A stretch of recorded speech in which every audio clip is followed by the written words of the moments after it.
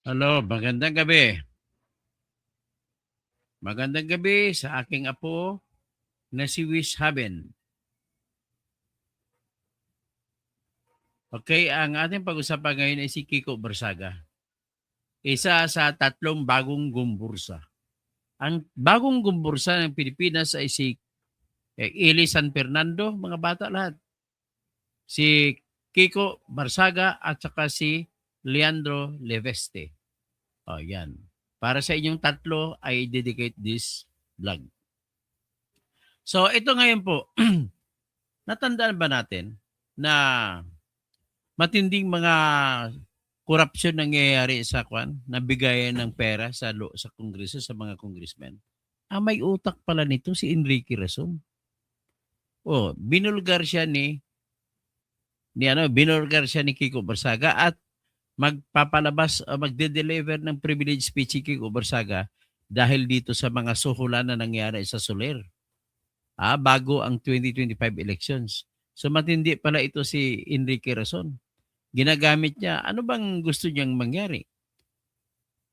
Marami ba siyang hinihingi na mga kontrata sa kay BBM kaya tumudo siya ng sugal para sa mga kandidato ni BBM sa 2025 election? So iyan po ang ating busisiin. Ito po, ilabas natin ang opisyal na pahayag ni Kiko Barsaga. Ito po. Yan, opisyal na pahayag ni Kiko Barsaga. Naglabas na siya at bibistuhin niya na si Enrique Rason na mastermind sa corruption sa Congress. Okay, basahin ko po yung pahayag ni Kiko Barsaga. Sabi niya, si Enrique Rason ang utak ng korupsyon sa Kongreso. Ito ay mariing ipinahayag ni Cavite 4th District Representative Kiko Barzaga, kung saan direkta niyang itinuro ang ultra-bilyonaryo na si Enrique Rason bilang mastermind sa likod ng malawakang korupsyon sa Kongreso. Ayon kay Barzaga, buo ang loob niyang ilantad ang lahat ng detalye sa isang pampublikong talumpati sa privilege speech pagbalik niya sa unang linggo ng Pebrero. Si Enrique Rason ang utak sa likod ng korupsyon sa Kongreso. Ilalantad ko ang lahat ng isang talumpating pagbalik ko sa unang linggo ng Pebrero. May suhol sa Soler bago ang 25 elections? Yan ang tanong. Sa hiwalay pang post, mas diretsahan pang sinabi ni Kiko Barsaga na may naganap umanong suhulan sa loob mismo ng hanay ng National Unity Party bago mag-2025 elections. Tumanggap ng suhol ang mga kongresista ng NUP mula kay Enrique Rason sa iba't ibang pagtitipon sa Soler bago ang 2025 elections kapalit ng pagsuporta kay Speaker Martin Romualdez. Mga screenshot, imbitasyon, lagda at non-disclosure. Kalakip ng kanyang post ang mga screenshot ng umano'y paanyaya ng National Unity Party na gathering sa Soler Resort, kung saan binanggit na dadalo si Enrique Rason. Mensahe na humihiling sa mga kongresista na pirmahan at ilimbag sa kanilang letterhead ang isang pahayag na suporta kay Speaker Romualdez. Paalala umano na ang mga pundong ito ay huwag idideklara sa COMELEC o sa publiko. Sa kanyang caption, so ibig sabihin may mga bigay nangyari na nakatago, sikreto pala. Dapat hindi malaman ng COMELEC. Sa kanyang caption, mariing ipinahayag ni Barsaga, bago imbestigahan ng National Unity Party ang aking kalagayang mental, mas mainam na imbestigahan nila kung magkano ang tinanggap niya ng suhol sa campaign funds mula sa negosyanteng si Enrique Rason bago ang 2025 elections na may higit o manong pinagbilin na huwag ideklara sa COMELEC o sa publiko kapalit ng suporta sa speakership ni Martin para sa 20th Congress o pangkasalukuyang Kongreso. Kaya pala, matapos ang eleksyon ay nung nag-umpisa na, hindi pa nag-umpisa ang sesyon, ay alam na si Romualdez na naman ulit ang speaker. Kaya pala ito palang dahilan. May nangyari na bago mag-eleksyon, binigyan na sila ng pera ni Enrique Razon kapalit ng kanilang suporta kay Martin Romualdez. Kasabay ng mga revelasyong ito, iginiit ni Congressman Kiko Barsaga ang panawagan na mabilis na umani ng malawak na reaksyon online. Marami ang nanawagan ng investigasyon, dokumentadong paliwanag at pananagutan, lalo't may kalakip ng screenshots at tuwirang akusasyon o diretsahang akusasyon. Sa ngayon, wala pang opisyal na pahayag mula kay Enrique Razon sa pamunuan ng NUP o sa kampo ni former House Speaker Martin Romualdez hinggil sa mga paratang. Habang papalapit ang unang linggo ng Pebrero, nakatuon ang mata ng publiko sa ipinangakong buong pagbubunyag ni Congressman Kiko Barsaga, isang pahayag na maaaring magbukas ng mas malalim at mas mabigat na usapin sa politika. So, yan po ang tinitingnan natin. So, tingnan natin po. Sa ngayon, titingnan na natin ang Facebook page ni Kiko Barsaga.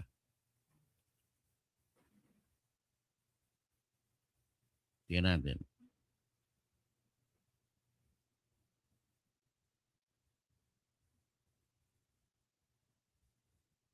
Dito po makikita natin ang iba't ibang sinasabi niya.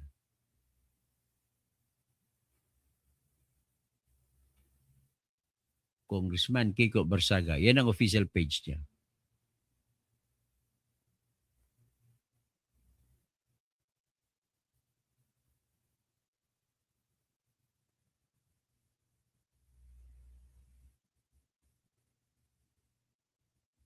Dito sa Facebook page ni Kiko Barsaga, tahasan ding inlabas niya ang damdamin niya na nagsusuporta siya kay Colonel Audi Mungaw sa pagbibitaw o pagbabawi ng support para kay BBM.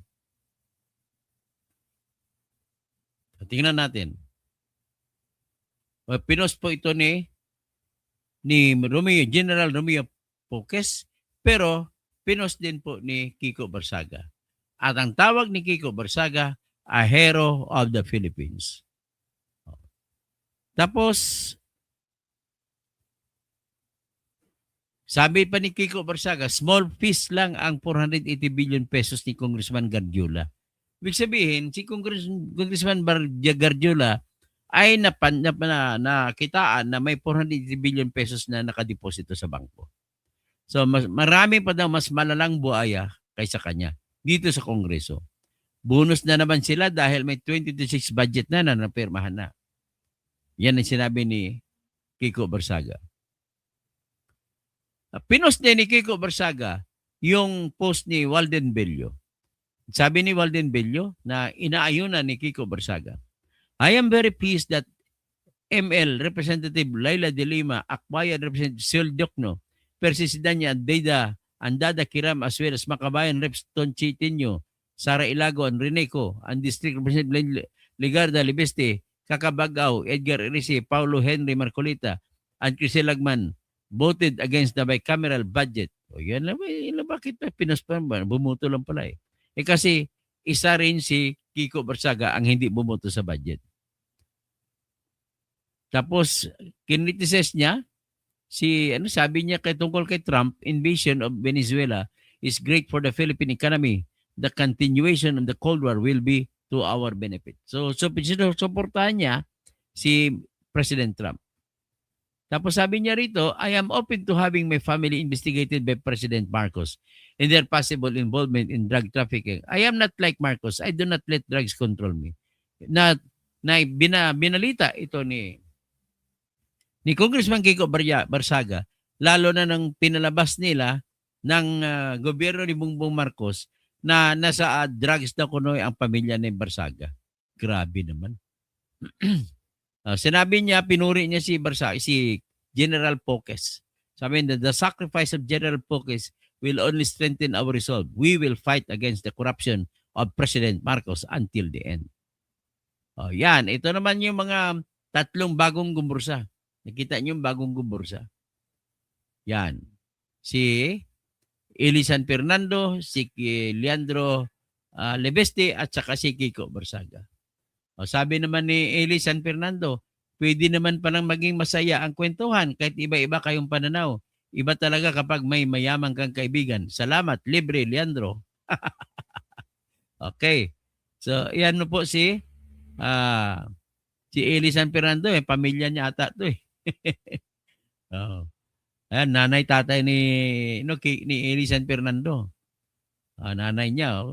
Ayan si Eli San Fernando. At hinarap ang mga pulis. Saan ba itong insidenteng ito? Sa mga pulis, gets namin trabaho niyan. Intindihan namin na utos lang yan at parte na sinumpang yung tungkulin sa parehas na paraan. Hingi na rin namin ang pangunawa nang hindi tayo magkakalaban. Huwag ninyong marahas at maging mapayapa ang sabi ninyo.